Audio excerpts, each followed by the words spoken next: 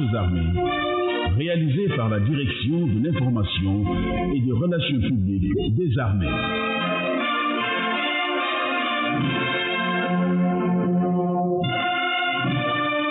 Avec la collaboration technique de la Radio-Télévision du Sénégal. Amis auditrices et auditeurs de la Voix du Djambar, bonjour. Bienvenue dans votre émission du week-end Armée Nation, une émission radiophonique hebdomadaire réalisée par la Direction de l'information et des relations publiques des armées depuis le quartier Dial Diop. Tout de suite, le sommaire. En ligne de mire, nous aurons la cérémonie d'ouverture du cycle de préparation de l'École supérieure de guerre, session 2021-2022. En mini-journal, la cérémonie de remise de diplôme de fin de formation sur les menaces nucléaires, radiologiques, biologiques et chimiques de la Brigade nationale des sapeurs-pompiers, élément qui sera suivi du pot de départ des affectés du cabinet du chef d'état-major général des armées et du pot de départ du lieutenant-colonel Mathieu Diogaïsen, chef de corps sortant du 3e bataillon d'infanterie. En page santé, nous aurons l'entretien qu'a eu Armée Nation sur les maladies endocriniennes avec le médecin lieutenant-colonel Abdou Khadr Fall du service endocrinologie de l'hôpital principal de Dakar. Les avisés communiqués et le disque du soldat seront les derniers éléments de votre émission. À la présentation, sergent Sidina Issa Diouf, à la prise de son, sergent-chef Famara Bodian. Amis auditeurs, c'était les titres, le développement dans un court instant.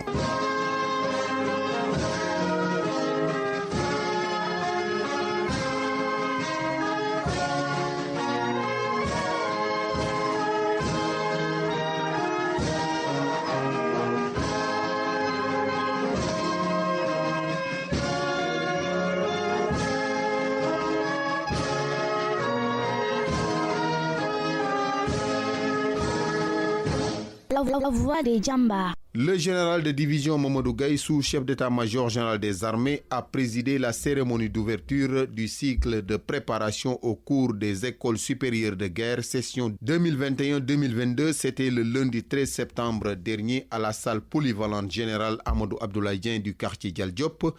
Ils étaient 32 officiers supérieurs des armées et de la gendarmerie à réussir la présélection, témoignage de leur aptitude à suivre la session de formation pour le diplôme d'entrée aux écoles supérieures de guerre, compte rendu sergent Ousseynou Diong. Ces stagiaires, composés de 32 officiers des forces armées, dont 19 de l'armée de terre, 2 de la marine nationale, 4 de l'armée de l'air, et 7 de la gendarmerie nationale sont admis à suivre le cycle de préparation 2021-2022 au concours d'entrée aux écoles supérieures de guerre.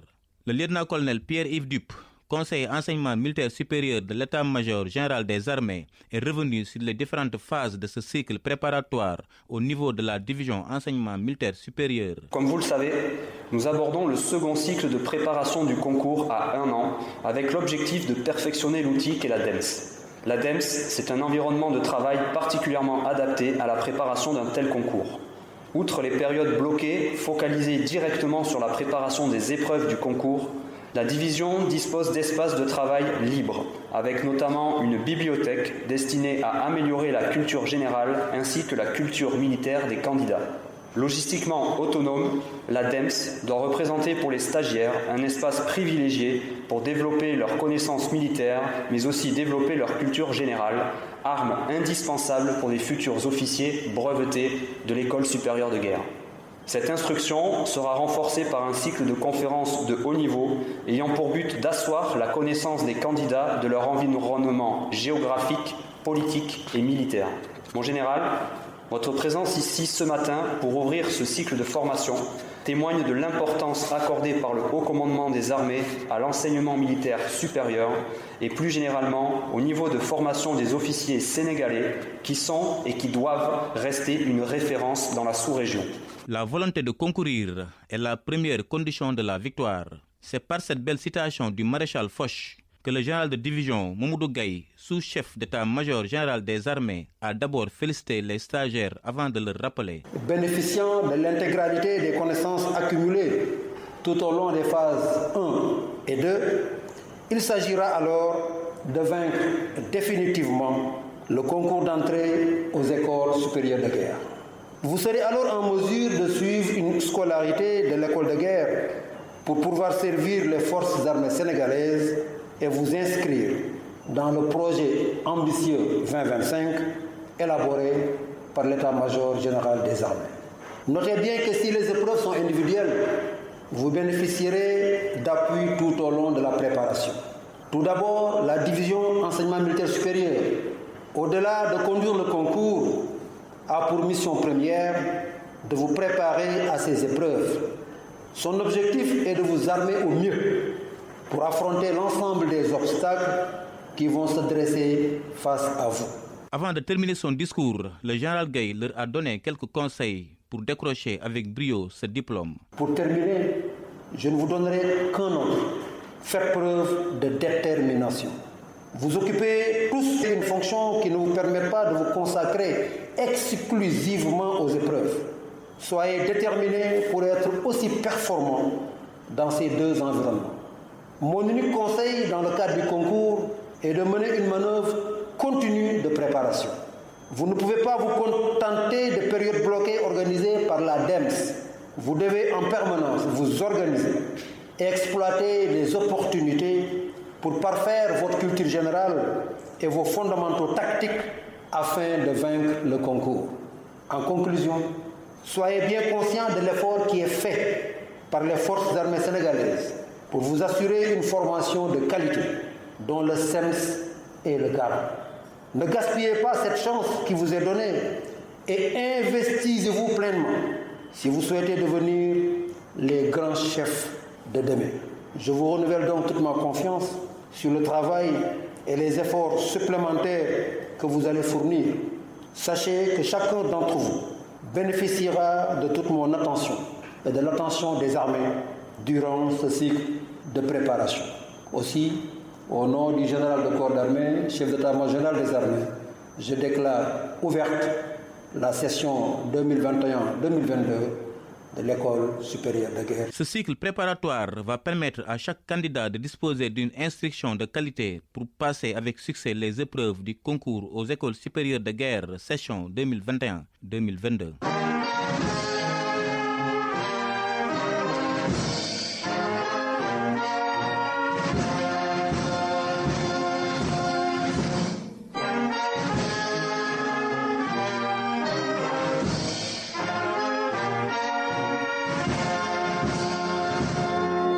33 élèves de la Brigade nationale des sapeurs-pompiers ont reçu leur diplôme de fin de formation sur les menaces nucléaires, radiologiques, biologiques et chimiques.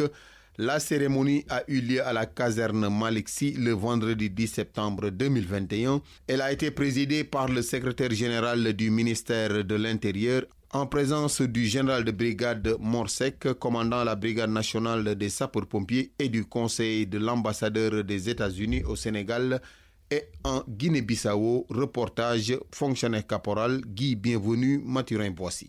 Cette formation en radiologique, biologique, chimique au profit de ces 33 officiers, sous-officiers et militaires du rang de la compagnie RBC de la Brigade nationale des sapeurs-pompiers découle d'un accord entre l'Agence de réduction des menaces pour la défense d'ETRA et la BNSP avec l'appui des États-Unis.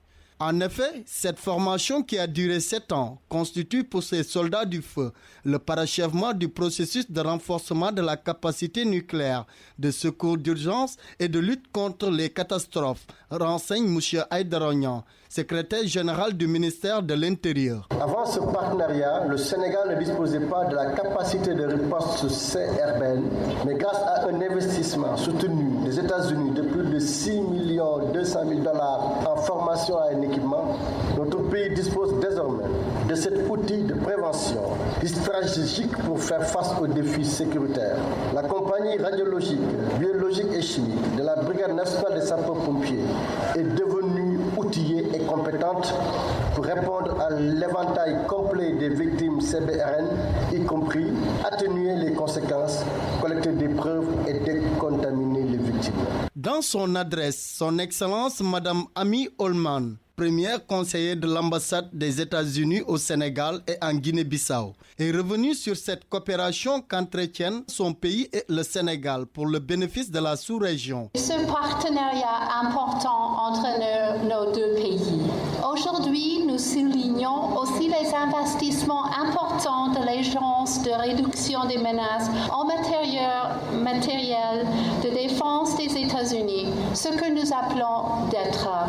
Il y a 7 ans, DETRA a commencé son partenariat avec le Sénégal pour construire la capacité de parer aux armes de destruction massive au sein des corps des sapeurs-pompiers, après avoir rendu compte que le Sénégal ne possédait pas la capacité de répondre à des désastres biologiques, chimiques, radiologiques ou nucléaires. C'était à l'époque une préoccupation régionale, étant donné la possibilité que les réserves d'armes chimiques de Libye n'avaient pas été éliminées. Le Sénégal voulait créer une unité dédiée à cet objectif. Des soldats sénégalais furent sélectionnés par leur capacité d'apprendre et effectuer des tâches techniques complexes nécessaires. Ce partenariat, je suis très fière, a produit une unité formée et équipée suivant les meilleurs standards internationaux. Quant au général de brigade Morsec, commandant la brigade nationale des sapeurs-pompiers, il a magnifié ce partenariat avant de revenir sur les différentes phases de la formation. L'accord liant la brigade nationale des sapeurs-pompiers et DETRA consistait à un appui en équipement d'intervention NRPC, mais aussi à la formation de personnes qualifiées aptes à remplir leur mission au bénéfice des populations. Parmi les stages et formations effectuées au profit de ce personnel, on peut citer la sensibilisation sur les matières dangereuses pour les premiers intervenants en 2014. La formation sur la décontamination détaillée des troupes, gestion des incidents NRBC, processus de décontamination de masse en 2015. La formation sur les matières dangereuses et la décontamination de sites contaminés en 2016. La formation de techniciens de niveau 1 sur les matières dangereuses en 2017. La participation à l'atelier du cadre d'élaboration du plan d'intervention national NRBC en 2019. La participation à l'exercice international dénommé Africa Learn 2021 qui s'est déroulé au Maroc. Créé par arrêté numéro 013-215 du 31 décembre 2012, la compagnie radiologique, biologique, chimique est une unité administrative et opérationnelle du groupement des unités spécialisées de la Brigade nationale des sapeurs-pompiers. Elle est chargée des secours et sauvetages lors des accidents, sinistres et catastrophes à caractère RBC ou représentant une évolution vers un danger de cette nature.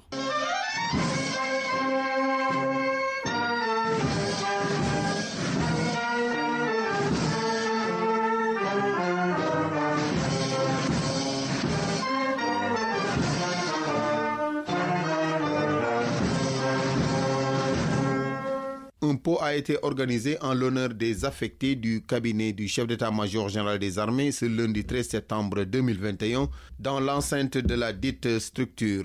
Il a été présidé par le général de corps d'armée Cheikh Wade, chef d'état-major général des armées, une occasion pour le SEMGA de magnifier le travail accompli par ce personnel. Reportage, fonctionnaire caporal Guy Bienvenu Mathurin-Boissy.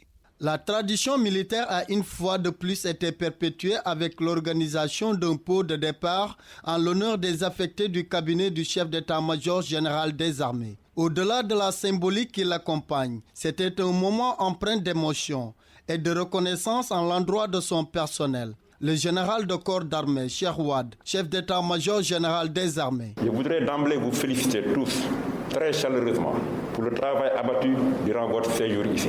Au-delà des compétences professionnelles, servir au cabinet exige des sacrifices et des privations personnelles que vous avez bien voulu consentir en toute connaissance de cause. Au moment où vous partez du cabinet, soyez fiers d'avoir contribué, chacun à son niveau, avec engagement et loyauté, au travail qui rythme quotidiennement le processus de prise de décision importante pour les armées.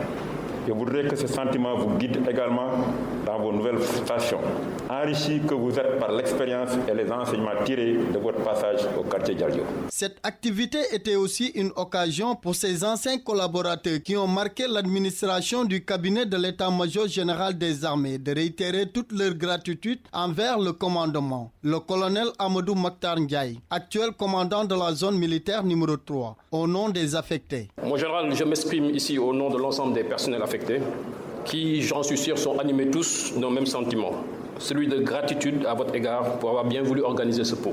Je sais que vous avez tenu à ce que cette activité soit tenue et vous avez donné même des instructions fermes en ce sens lors de la passation de consignes avec le capitaine de vaisseau Sow.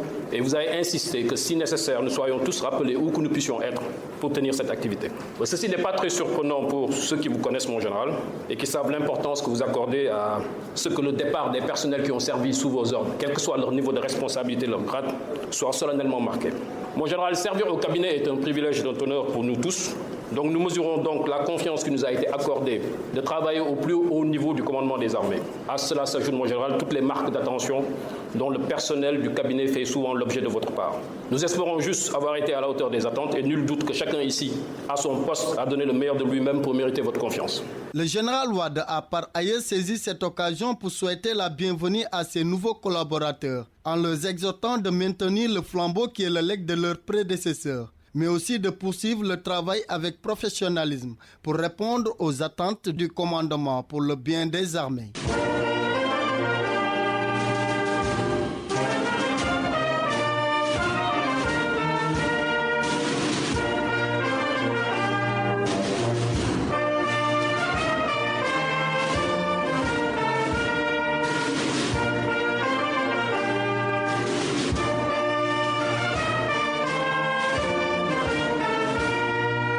Un pot a été organisé au camp Sémou Djimit Diouf de Kaolack à l'honneur du lieutenant-colonel Mathieu Dioguèsen ce 9 septembre 2021. C'était à l'occasion de son départ en affectation après 2 ans passés à la tête du 3e bataillon d'infanterie. La cérémonie a été présidée par le colonel Amadou Makhtar Ndiaye, commandant la zone militaire numéro 3. Parents, proches et amis lui ont rendu un vibrant hommage.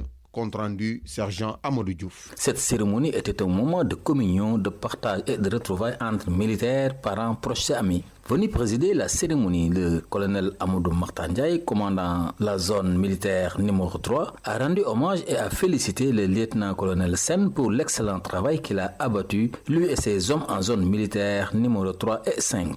Il y a 2 choses, quand vous l'avez, en général, vous n'avez pas trop de problèmes. Quand vous êtes engagé, vous connaissez votre travail et vous avez un excellent état d'esprit.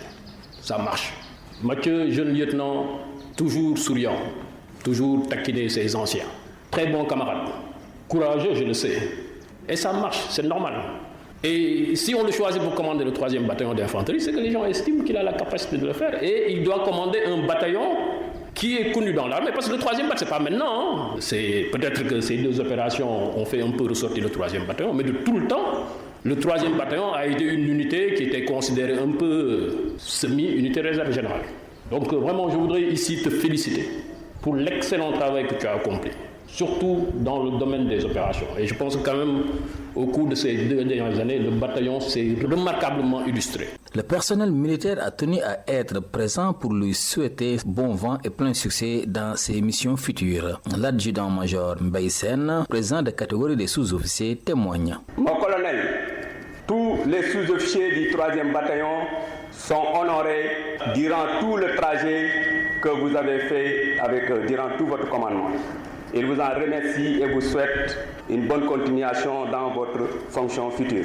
Le lieutenant-colonel Mathieu Dioguèsen est un chef, je peux même dire un chef de guerre, un homme très rigoureux, mais pas rigide quand même. Il est très rigoureux, donc très réglementaire, un homme social. Les sous-officiers qui sont là, ou bien l'ensemble des éléments du 3e bataillon, ne diront pas le contraire. En réponse, le lieutenant-colonel Mathieu Dioguèsen a d'abord souhaité la bienvenue au nouveau commandant de zone et remercié tout le monde pour les beaux témoignages. Maintenant, permettez-moi, avant d'arriver au nouveau chef de corps, de remercier l'ensemble du personnel du 3e bataillon d'infanterie qui ont quand même vraiment travaillé depuis mon arrivée ici en août 2019, travaillé avec moi dans le sérieux, dans l'engagement, dans l'objectivité. Vraiment, j'ai côtoyé des garçons admirables, que ce soit en base arrière ou sur le terrain. Quand tout à l'heure le capitaine Jay a parlé des différents sites qu'on a traversés en zone sud, j'ai failli verser des larmes parce que je me rappelle un peu des crépuscules de Blaise Albondi avec la 30e compagnie de combat. Je me rappelle aussi des infiltrations qu'on a eu à faire sur de longues distances. Et quand je tourne la tête, je vois des anciens. Je regarde devant moi, je vois des jeunes qui coupent encore avec le coupe-coupe les lianes. Ça, vraiment, je croyais, moi, ça restera gravé dans ma mémoire. Il a ainsi exprimé le souhait de voir se réaliser les vœux qu'il a développés dans son plan d'action lors de sa prise de commandement. Même dans mon plan d'action, quand je venais d'arriver ici, j'avais développé de manière à avoir des unités spécialisées au niveau de la zone 3. Parce que le BAT 3 est une unité d'infanterie qui peut être modulable et projetable partout dans l'intérieur du territoire, même à l'extérieur. Il n'a pas tari d'éloge à l'endroit de son successeur, en l'occurrence le chef de bataillon Bala Moussa Mané. Votre nouveau chef de corps, que je connais bien, il l'a rappelé tout à l'heure, on a travaillé dans d'excellentes conditions à l'École nationale des officiers d'actifs et je vous assure qu'il a un vécu opérationnel énorme. Donc il est très bien indiqué pour continuer le commandement du 3e bataillon. Et je sais que vous-même vous verrez, parce que ça ne sert à rien de crier victoire un peu plus tôt, mais tout le mal qu'on lui souhaite, c'est de continuer à travailler dans cette rigueur que je connais bien de lui. Et je sais que, mais où on pourra être, on va entendre quand même parler de notre prestigieux bataillon. A rappelé que le lieutenant-colonel Mathieu Djogesen est désigné comme commandant de contingent du 11e détachement sénégalais en partance pour le Mali. Sergent Amadou Diouf, Bureau Information Relations publiques, zone militaire numéro 3.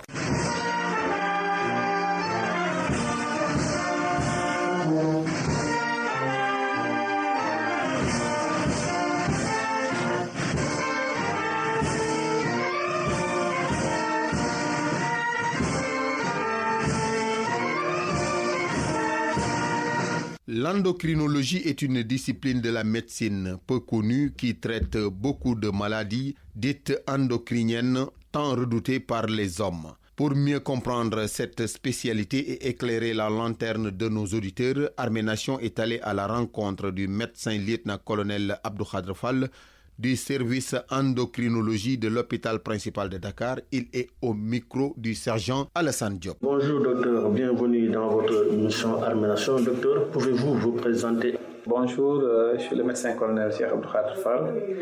Je suis spécialiste des hôpitaux des armées au service pavillon Mamour Sané.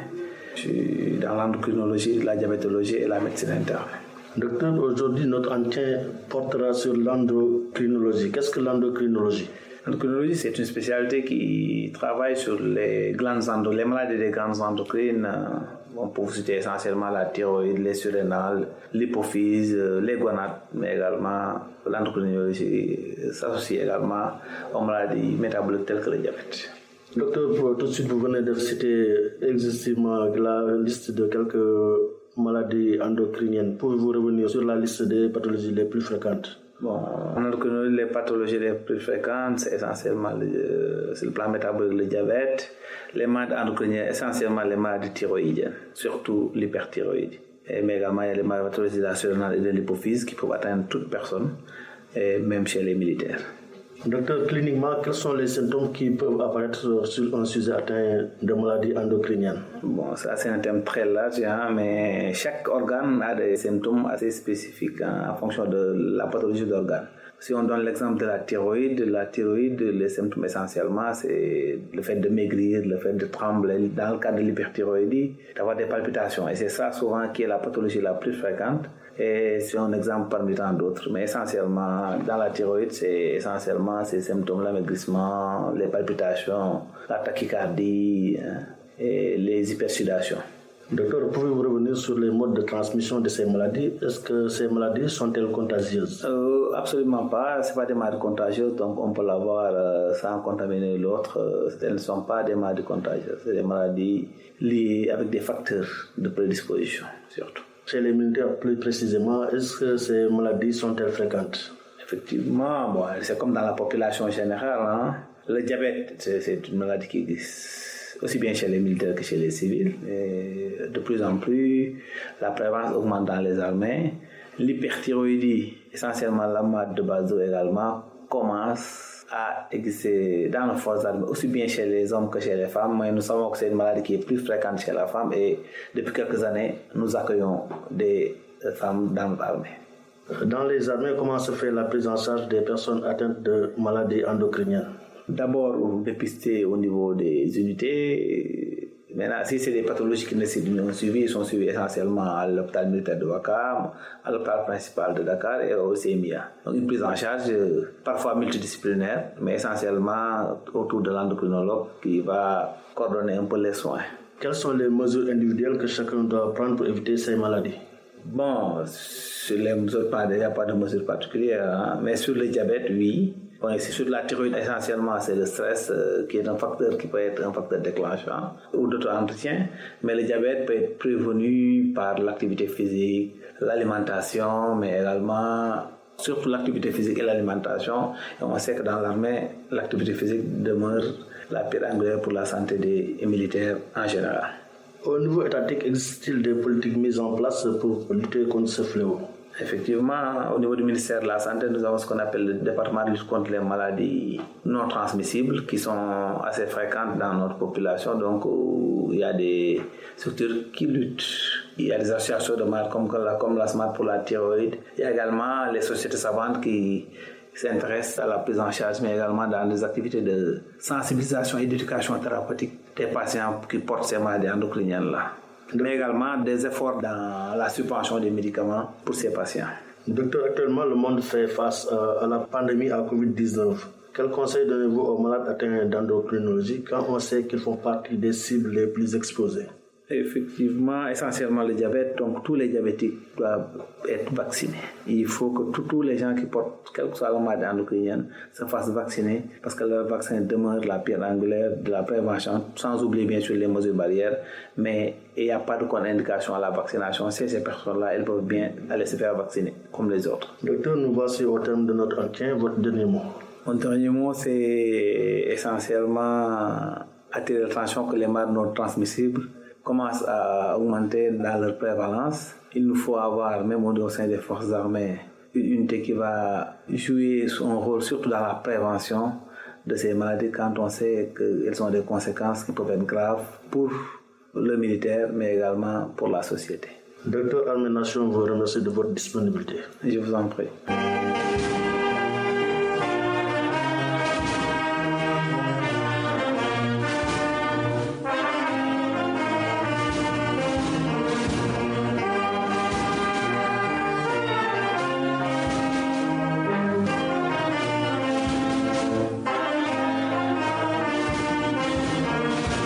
À présent, place au discours du soldat avec le fonctionnaire caporal Rokhaya Kane.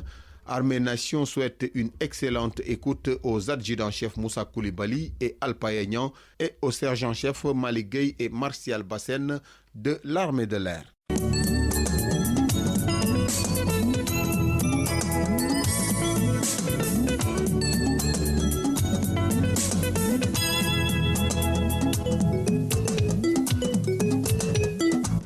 Fidèles auditeurs et auditrices d'Armée Nation, bonjour. C'est un immense plaisir de vous retrouver nombreux branchés à cette fréquence pour vos dédicaces. Ce morceau est offert au sergent-chef Hassan Baye et Cheikh Sen, au sergent-chef Omar Kamara, aux soldats de première classe Aminata Diatta, tous de l'armée de l'air, au sergent-chef Wagan Faye de la marine nationale, le sergent-chef Youssouf Badian du bataillon des travaux du génie offre ce morceau à sa maman Adama Sané, ses oncles Ebanso Badian, Ibrahima Sané, Adama Djerek, Bola Badian, Papis Sané, Benji Sané, tous au village de Khachoun, à ses épouses Aramata Diatta et Maïmouna Djemé. Le sergent Ousseynou Diong offre ce morceau à l'adjudant-chef en retraite Momar Khoule Sissé, son épouse Kiné Ndiaye et ses enfants Mami, Moussa, Tierno et Fallou. À l'adjudant-chef Moussa Si du bureau recrutement mobilisation, à son épouse et tous les commandos déployés en opération. Armée Nation offre ce morceau au caporal-chef Mariam Biaye de la direction Archives Patrimoine Historique.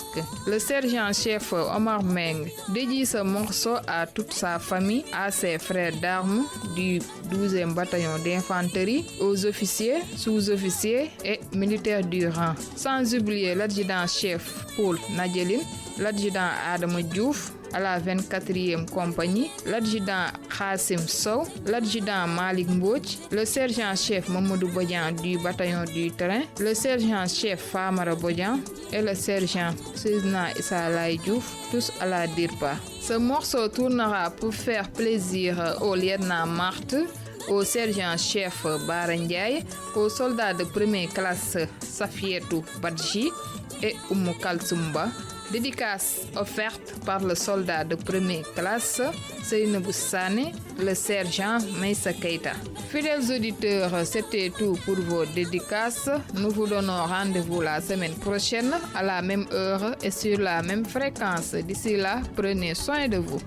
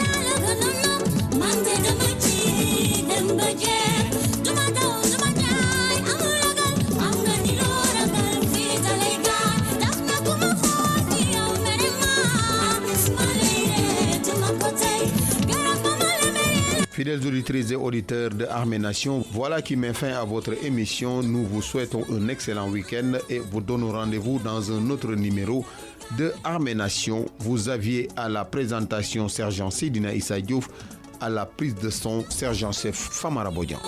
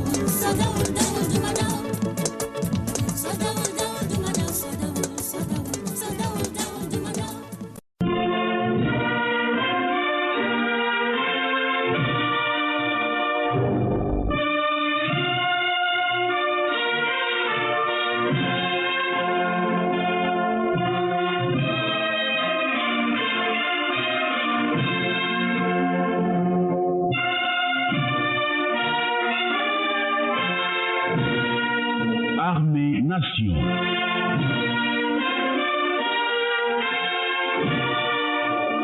Une émission du ministère des Forces armées, réalisée par la Direction de l'information et des relations publiques des armées.